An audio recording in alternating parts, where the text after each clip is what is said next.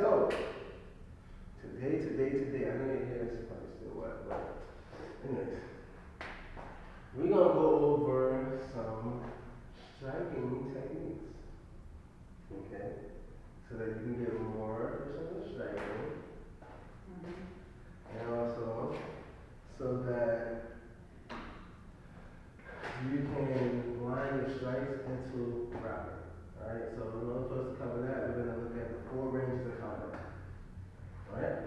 So, 4 ranges of combat. Range number 1 is kicking range. Alright? So kicking range is with distance between me and you with your leg touching my body. Alright? That's kicking range. Alright, so we're gonna go over some kicks for kicking range. First, front kick. Okay? Right here, and you're gonna front kick. That would knock me out. Alright? So that's one target if you have that much flexibility.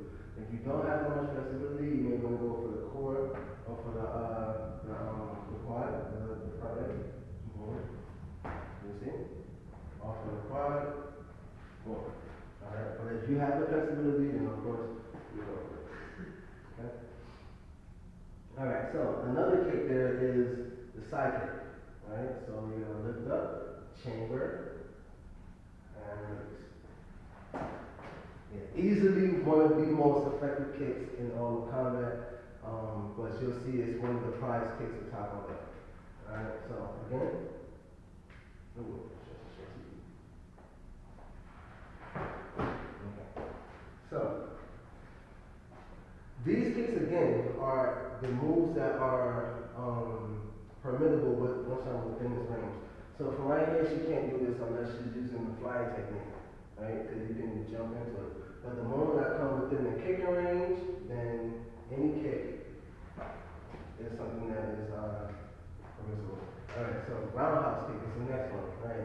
So you want to chamber and release in a like a torquous motion. Yep. The corkscrew. Alright, one more time. Boom. You see? Alright, so I want to go over that front kick with you again. You know, not just the regular one, the jumping front kick. Okay? So it's like this. Boom. Okay? Close. The first leg that comes up is not going to kick. It's just lifting. Alright, see, it's like you're just lifting it. So I'm not scared. Yeah, but you're gonna throw it up. Right, so I'm swinging it up, and just to get me off the ground. And once it's off the ground, the other foot is the one that's gonna actually kick. Yeah, exactly. And so how we can practice this is by going like this. Right? Because you want to go, and the second foot that's coming up, is the kicking foot. There you go. So you practice like that, until you go, and kick. Boom. There you go. That right there is a hip hop kick. Alright, so that's That was pretty good. Yeah, so do it again. Alright. Now I have to lean back because it's a very powerful technique and yeah, we don't need this. Alright, so we also have the jumping side kick. Alright? Before it becomes flying. So the difference between the jumping technique and the flying technique. A jumping technique is in place. There you go. So it's gonna happen within the close proximity of where you are. Right? Maybe a foot forward to your left or right or to the back. That's where your range is gonna be. When you're using the flying technique, you're going up and forward. Right? So that's a different technique. So right now we're going to just do the jumping side kick. Okay? Alright, so you see the side kick would have normally went to my core, but because she jumped, it came to my face area. And if you're using the flying side kick, it's also moving to the face. So we're going to do a jumping roundhouse.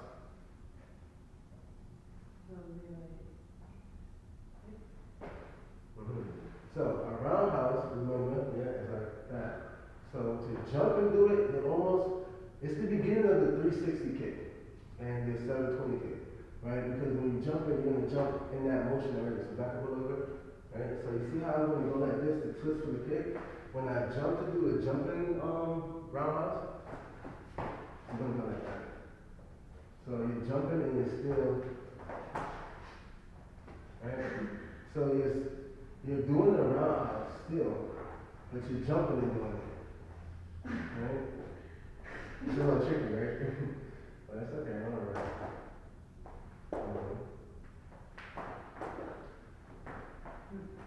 Right, but that's for the front kick. For this, you still want to get used to that jump like that, but this time, but you don't want to jump straight up. This is jumping straight up, right? There you go, jump like that. And continue to rotate. So it's like you're jumping already preparing to rotate, right? I kind of did that off. Okay. So I'm right here, you start, you come in, jump, and when you jump off this foot, I'm bending with my leg, right? So, this one lifts up, like, okay, so I'm right here, lift, boom. So, like, this is pushing me off the ground, and then once I'm off the ground, it's like as if I was just standing. Alright, so look, okay, I'm up. No, face this way. Alright, so you're gonna lift up. What foot you gonna kick him? Okay, so lift up with this foot. Alright, boom. Alright, jump up. Alright, what the fuck? Listen, once I got you up in the air, you're gonna take your foot, do a roundhouse. Okay. I'm just gonna swing you around. Right? This is so funny, I'm Yeah, so sorry. you go like this. The target is right there. No, let me show you. Right? So just focus. Alright, you can kick it then.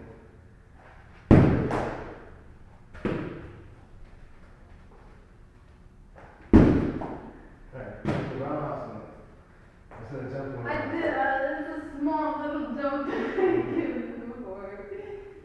I don't know if that counts. Alright, let's see. No.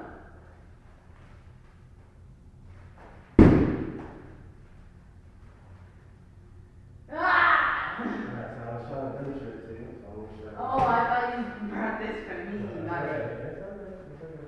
So look, you're gonna lift up. I want my knee to be like maybe at the same height as that also. Boom. You see I'm not inching. You see? Then the moment I'm up, kick that shit right in the face. You see? You just, so you lift up, and once you up, it's like, but remember that twist, you gotta twist your hips. There you go. I did that. I did my arm, so it probably hurts you a little bit. Yeah, it did my toes. I put your toe in the back against her neck. So that probably hurt. You want to stretch it out? Another way and just in case your toes or ankles are ever injured while sparring, we showed you guys this before, but this right here is extremely effective for releasing tension in your toes, ankles, your knees. You know, this doesn't feel as bad as it did before. I guess my flexibility is increasing. Thanks to that one. But yeah, so.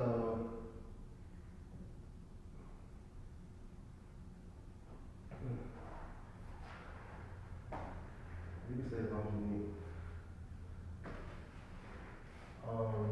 We did the front kick, roundhouse, and the side kick. Jumping front kick, jumping roundhouse, jumping side kick. Alright, so,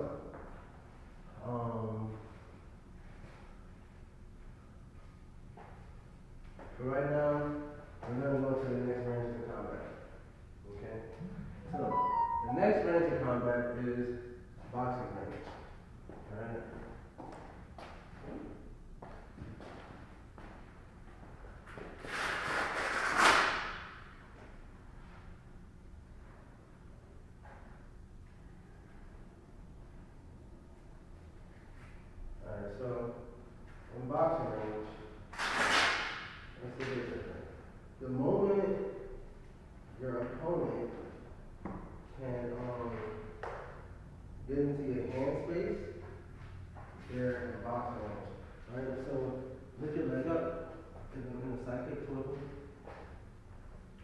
This is the kicking range, right? Put your fist out. She can't punch me from right now, okay? Naturally, you can use movement techniques to change that. But okay, you know, all right. But once I pass that range, and I'm right here, watch your fist, and I'm right here. Now we're in boxing range. All right. So we're gonna go over some boxing techniques. Okay. First things first. You're gonna position yourself where your lead foot is pointing towards me. Right, that's it. Okay. Now lift your arms up. So you're gonna have a, there you go, steady guard. Right. Now you're faster boxing as well. So you may find yourself comfortable like this because of the speed that you have, right? So this allows for things like, you know, someone swings at you, you block, jab. See, it allows for stuff like that. Ping, ping. You see? So that's it. That's okay. I know you. That's all right. But anyway, so that right there with the striking, your lead hand is generally going to be your setup hand, right? And then your back hand is your power hand, right? This is the enforcer. This is speed. This is power, right? And when you have your hands where your lead hand is lower than your back, this is the speed setup. This is what I'm showing you too. The speed setup. So it means it's easier for you to block with that lead hand and follow with the back. You know, or even quickly jab with that and This then follow. must be my power hand, sorry. This is my dominant hand. Mm-hmm. All right. So that's good. So now the first thing we're gonna do is a straight jab. All right. We're gonna practice a straight jab. So a straight jab comes from this hand and you snap your wrist. Tight. Mm-hmm. Mm-hmm. All right. And we're gonna end with a level fist. You want your fist to be as level as possible. When you have there you go. Straight jab. There you go. Mm-hmm. Mm-hmm. Mm-hmm. Mm-hmm. Alright, now, so the straight jab, then you have the cross jab. The cross jab comes from the back fist, but you have to pivot off that back foot. So you see my feet, look at the foot. Right, so my foot is right here. When I go for that jab, my foot is going to pivot out so that I can extend. Right? So look, this is the reason why, right? Face me again.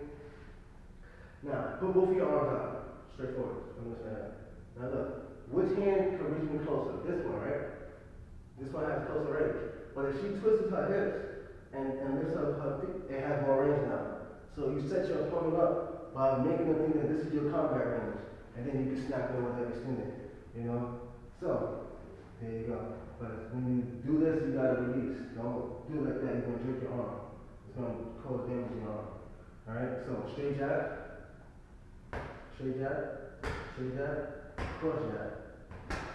Cross. Cross. This is cross. Last up. Oh, so only this fits? Mhm. Okay, that's why I like threw this one. That's This it. one. That's what you just did was a double jab. Alright? And we'll get to that one next. But first, jab. Straight jab. Straight. Oh, that's okay. Straight. Straight. Straight.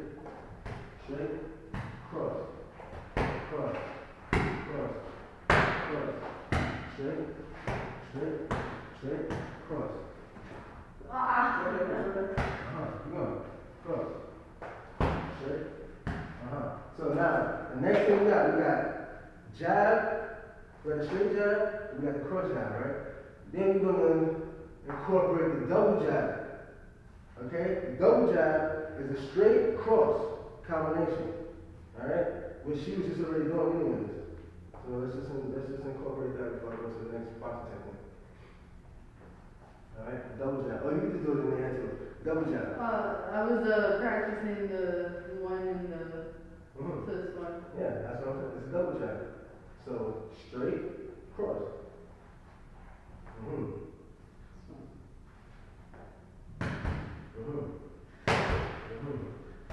Alright, so slowing down is going to increase your technique. Going faster is going to increase your strength right now, but if you want the actual technique, you want to go as slow as possible. Alright? And see when you punch, pull your arm back. Never leave that overextended because somebody can use it to grab it. Right? So punch, snap. So look. Hold your hand up. Like this. Right? Then hold it right there. So straight, I'm going out slow. I'm coming back all the way slow. jab, all the way slow. Alright? Let's try that.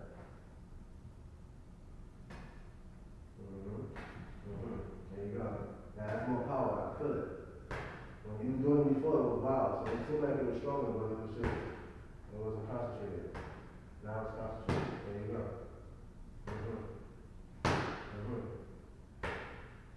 And once you find your rhythm, then you can start putting more force into it, more speed. But you look at that, make sure you got the skills like that. Alright, that's a double jab. Alright? That's a double jab. So, double jab, boom, boom.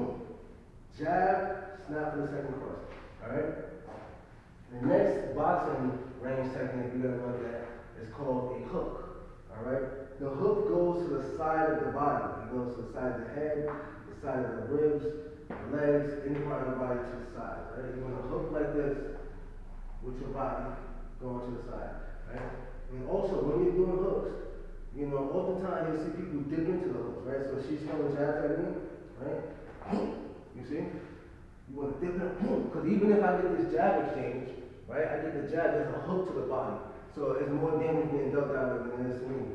And I can continue from there. Boom, boom. You know, you can raise it to an uppercut or whatever, but that's the next technique. So hooks are going to go to the side of the body. The opponent is blocking to the front, boom, hook them to the side. Alright? Hooks go to the side of the body at all times. Boom, boom, boom, boom, boom. Alright, so let's practice on this. Alright, come on.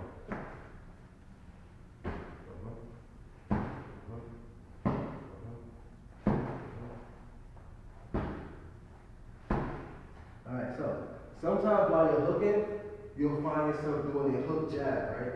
You'll come out, start off with a hook, and then you'll push it in. That's cool, because it's going to give you the speed of a jab and some of the power of a hook. But if you want the full commitment of a hook, you want to go all, you want your arm to be almost in a C motion, right? You want to hook like that. Right?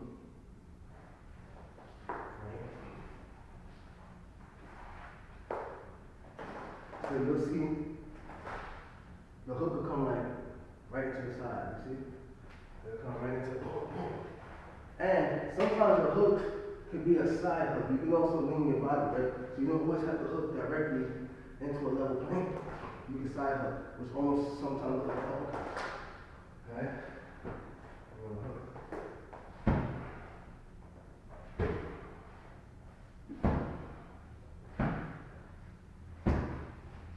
Now, when you hook to the face, I'm gonna block it up.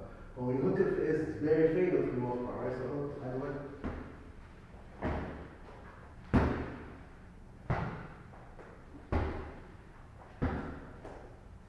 I'm also showing you how you block the hook. You block it. So you go like that, boom, you block it, you come in. But those blocks are also, like I kind of said, we're going to say when we do jab defense. Alright, the next technique for boxing range is the uppercut. Alright, now, I'm not going to put my chin because you're going to go full force of this, so I'm not going to do it. So, uppercuts, you can't practice with people with that. I'm not going to do full force because I know I can't do full force with it. It's okay. Anyways, I just, I just like, well, I gotta train my speed first. Anyways, look, the uppercut like this. Right, like that. Boom. This is the uppercut. Right? It can also go to the stomach. It can also go to the groin. Okay, so those are your three targets. You can hit your opponent in the groin, in the stomach, or in the chin. Alright? Now, you can also hit them in the face if they're ducked down like this, and you're holding back your head or something like this. Then yeah, you can do that. But it's very rare. You're gonna bust their mouth and their lips and all that shit. But if they're standing up, that uppercut to the face goes to the chin. And it's gonna run out a lot. Alright? So I'm gonna put my arms out like this so you can uppercut like this. Right? Okay.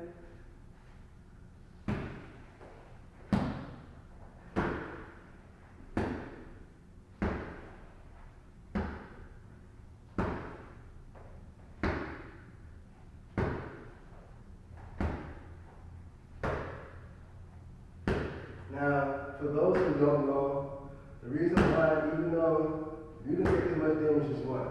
But the reason why certain techniques you don't practice, it takes a very small amount of pressure hitting against the chin to knock you out. A very small amount, doesn't take too much. So you could accidentally knock yourself out with a broomstick or some shit. You know, just saying. Anywho, arms. Next is trapping range. Trapping range. Alright, so if I can get past her fist, this up. If I can get past her fist, right? Boom, boom, now I'm in elbow. I'm in this range. This is trapping range. Alright, so in trapping range, there's a few things that we can do. One, we would like to go into clinching, Muay Thai, right? Muay Thai is great for trapping range, right? You have knees, elbows, hands and feet that are constantly smack.